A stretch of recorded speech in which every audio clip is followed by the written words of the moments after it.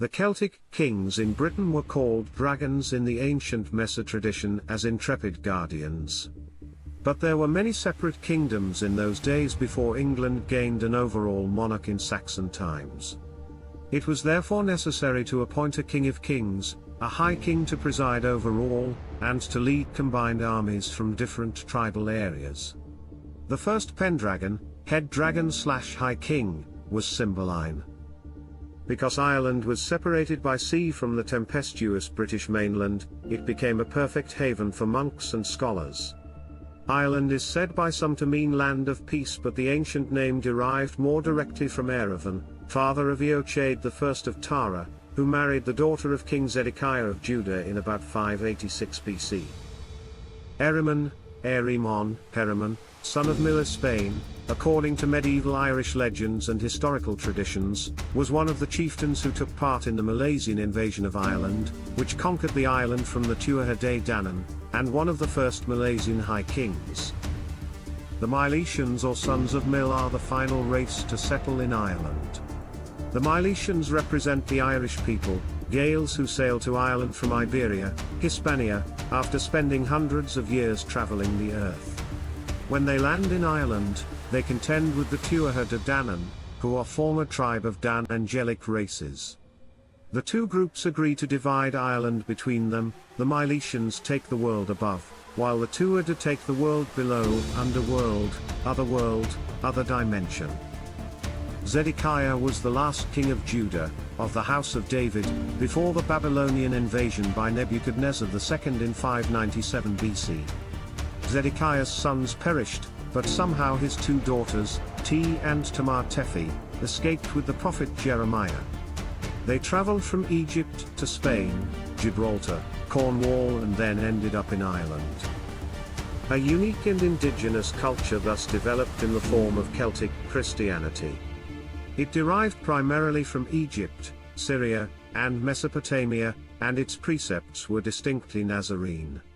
The liturgy was largely Alexandrian and, because Jesus' own teachings formed the basis of the faith, the Mosaic content of the Old Testament was duly retained.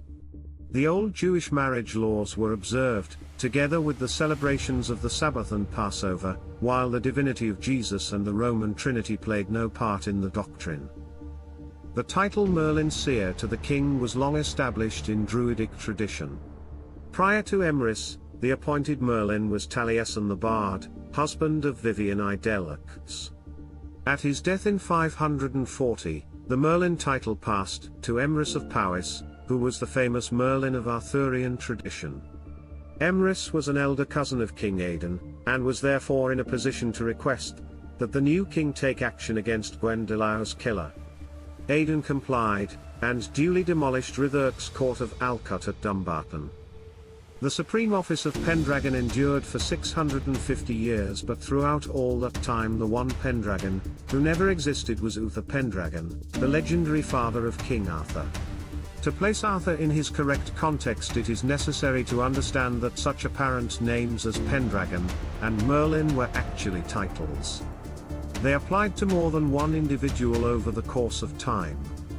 Arthur's father, King Aedan mac Gobran of Scots, became Pendragon by virtue of the fact that he was Prince Brichan's grandson. In this line, Aedan's mother, Lewin of Brecknock, was descended from Joseph of Arimethea. The Gaelic word Uther is simply an adjective meaning terrible. There was only ever one Arthur born to a Pendragon. He was Arthur mac Aedan of Dalriada. In time, the once conjoined Celtic lands of Wales, Strathclyde and Dumnonia, Devon and Cornwall, were totally isolated from each other, and the kindred of St. Columba blamed it all on Arthur. He had failed in his duties as Gaelitic and High King.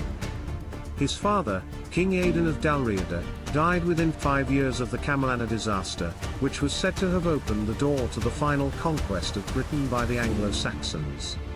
The days of Celtic lordship were done, and, after more than 6 centuries of tradition, Cadwaladr of Wales, 26th in line from Joseph of Arimethea, was the last Pendragon. Writers have sometimes deemed Arthur's sexual relationship with his half-sister Morgane to be incestuous, but this is not the way it was regarded in Celtic Britain. At that time, the anciently perceived dual nature of God prevailed, as did the equally ancient principle of the sacred sister bride so revered in the holy ritual of old Mesopotamia. In this regard, the prayer of the Celts began, "Our Father Mother in the heavens."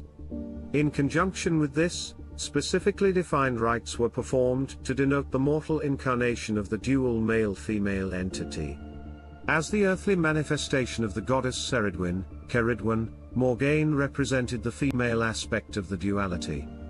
Arthur was her true male counterpart in the established royal tradition of the pharaohs. On the festival of Beltane, the spring equinox, Arthur was apprehended as a god in human form and obliged to participate in a ritual of sacred intercourse between the twin aspects of the incarnate father-mother. In view of Arthur and Morgaine's supposed divinity during this rite, any male offspring from the union would be deemed the Celtic Christ, and would be duly anointed as such. By virtue of this, although Arthur was destined to become the prominent subject of romantic history, it was his son Modred who held the highest spiritual position. He was the designated Christ of Britain, the ordained archpriest of the sacred kindred, and an anointed fisher king. In his maturity Arthur upheld the Roman tradition, but it was the archpriest Modred who strove to amalgamate the old Celtic teachings with those of the Christian Church, treating both Druids and Christian priests on an equal basis. It was this essential difference between father and son that drove them against each other. Arthur became completely Romanized, whereas Modred upheld religious toleration in the true nature of a Grail king. Despite the extraordinary success of Arthur's early career, his Catholic fanaticism caused him to betray his Celtic oath of allegiance. As High King of the Britons he was supposed to be the defender of faiths, but instead he imposed specific ritual upon the people. When he and Modred perished in 603, Arthur's death was not mourned by the Celtic Church. But he will never be forgotten. Arthur's kingdom fell because he forsook the codes of loyalty and service. His ultimate neglect facilitated the completion of the Saxon conquest, and his knights will roam the wasteland until the Greyleys return. Contrary to all myth and legend, it was the dying archpriest Modred, not Arthur, who was carried from the field by his mother Morgaine's holy sisters. So in this context the legend is about losing Britain to Anglo-Saxons, because of internal problems of religious sects. But in symbology it is about the Holy Grail lineage.